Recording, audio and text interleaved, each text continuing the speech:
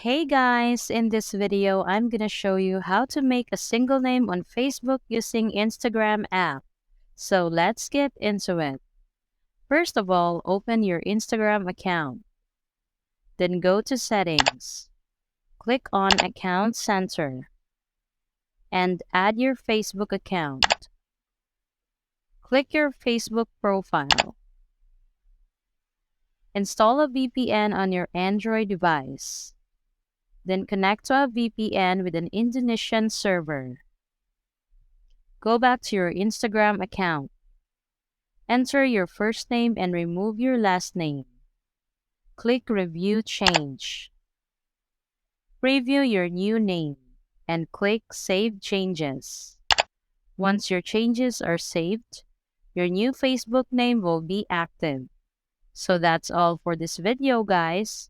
If this video was helpful, please give us a like. And don't forget to subscribe to our channel so you don't miss out our new uploads. Thanks for watching, and I will see you in the next one.